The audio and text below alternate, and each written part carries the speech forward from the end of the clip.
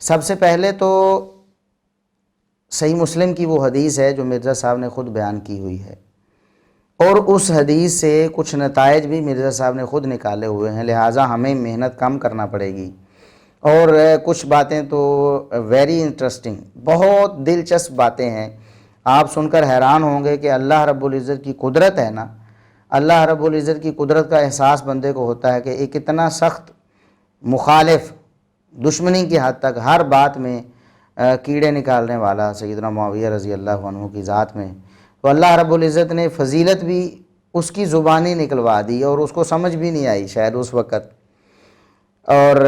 اس شخص نے بات کو پھیر دیا یہ کہہ کر کہ اس حدیث سے صرف صحابیت ثابت ہو رہی۔ وہ صحیح مسلم کی ایک حدیث ہے، تو وہ مرزا صاحب کی زبانی ہم آپ کو سنائیں گے ایک ایک کر کے، مرزا صاحب کی بات بھی ساتھ لگائیں گے اور بتائیں گے کہ یہ فضیلت ہے کہ نہیں، اور آپ سے پوچھیں گے، فیصلہ آپ پر چھوڑیں گے انشاءاللہ۔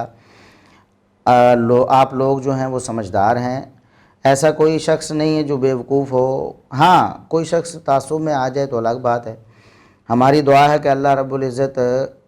جتنے بھی سامعین ہیں اور ناظرین ہیں انہیں عدل و انصاف سے کام لینے کی توفیق عطا فرمائے، اور وہ خود فیصلہ کریں کہ دیکھیں قرآن و سنت کی دلائل کی روشنی میں، اور خود مرزا صاحب کی زبانی جو باتیں سیدنا معاویہ رضی اللہ عنہ کی آن دی ریکارڈ موجود ہیں ان کے بارے میں، تو کیا وہ فضیلت بنتی ہیں یا نہیں بنتی، خود فیصلہ کر لیں گے انشاءاللہ۔ سب سے پہلے وہ حدیث ہم مرزا صاحب کی زبانی سناتے ہیں۔ اس حدیث کو مرزا صاحب نے یہ کہہ کر بیان کیا ہے کہ اس حدیث سے سیدنا معاویہ رضی اللہ عنہ کی صحابیت ثابت ہوتی، اور کہتے ہیں کہ صرف صحابیت ثابت ہوتی ہے۔ تو وہ آپ جو الفاظ مرزا صاحب نے بولے ہیں وہ بھی پہلے سن لیں۔ وہ کہتے ہیں کہ میں چونکہ منصف مزاج آدمی ہوں تو میں ان کی صحابیت کو ضرور تسلیم کروں گا، اور یہ حدیث بطور دلیل انہوں نے پیش کی کہ اس میں صحابیت ثابت ہوتی ہے۔ تو سنیں مرزا صاحب نے کیا کہا ہے۔ البتہ میں چونکہ منصف مزاج آدمی ہوں، میں آخر میں ان کی صحابیت ثابت کرنے کے لیے اپنی گفتگو کو کنکلوڈ کرتا ہوں۔ صحیح مسلم کی وہ جو تیسری حدیث میں نے بیان کرنی تھی، انٹرنیشنل نمبر کے مطابق 6857 ہے۔ آپ نے سن لیا مرزا صاحب کہ اپنے آپ کو منصف مزاج بتا کر لوگوں کو باور کرانا چاہتے ہیں کہ میں واقعی منصف مزاج ہوں، اس لیے سیدنا معاویہ رضی اللہ عنہ کی ایک فضیلت مانتا ہوں، صحابیت والی فضیلت، اور وہ اس حدیث سے انہوں نے ثابت کرنے کی کوشش کی، جو ہم آگے پوری کی پوری یکدم نہیں چلاتے، کیونکہ اس میں کاپی رائٹ کلیم کا بھی مسئلہ ہے۔ مرزا صاحب نے پہلے بھی ہمارا ایک چینل بند کروایا ہے۔ ہمارا ارادہ تو یہ تھا کہ ہم ساری جو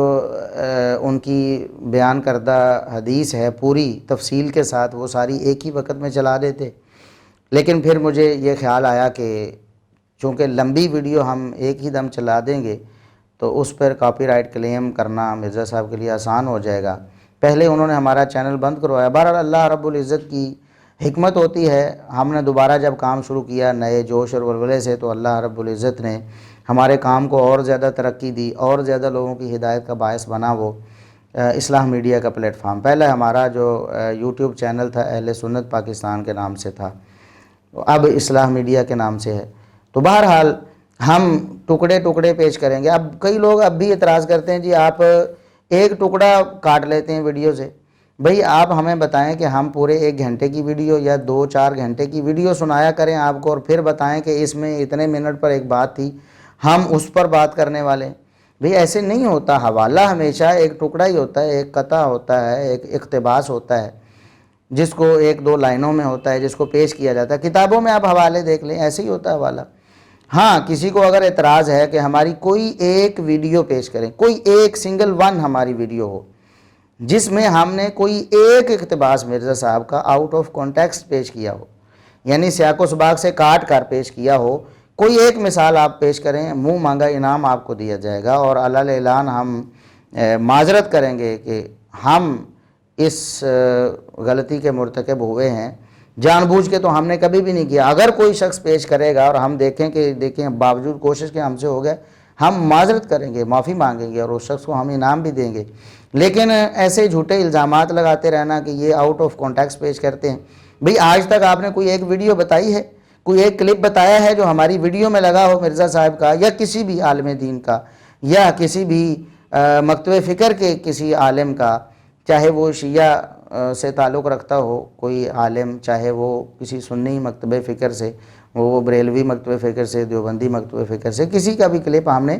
آؤٹ آف کانٹیکسٹ اگر لگایا ہو تو کوئی شخص ہمیں اطلاع دے، ہم اس کے مشکور و ممنون ہوں گے، اور ہم انشاءاللہ علل اعلان برات کا اظہار بھی کریں گے، معذرت کریں گے کہ یہ ہماری غلطی ہے۔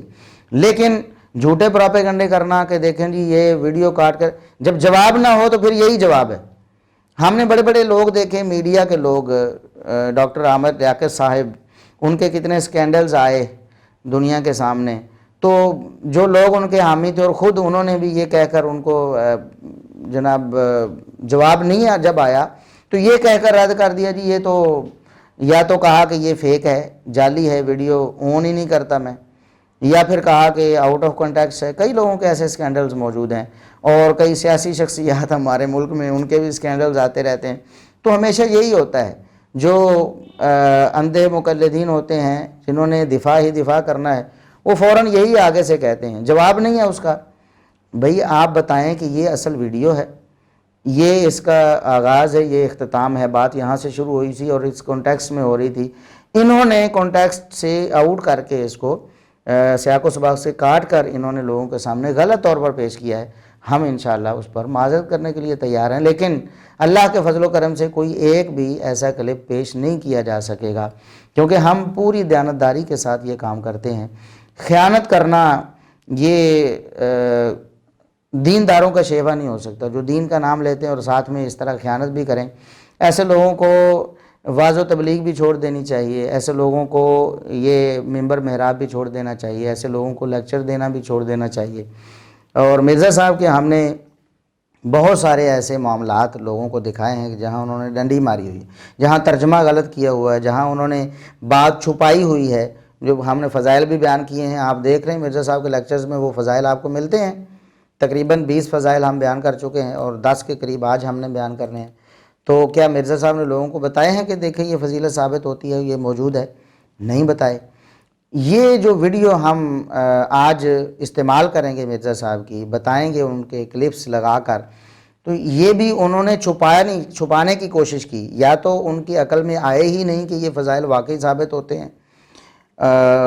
یا پھر انہوں نے جان بوجھ کے اس کو چھپانے کی کوشش، مٹی ڈالنے کی کوشش کی کہ لوگ دھوکے میں پڑ جائیں کہ دیکھیں فضیلت تو ایک ہی ہے صحابیت والی۔ چلے بہرحال بات لمبی ہو رہی ہے، ہم شروع کرتے ہیں۔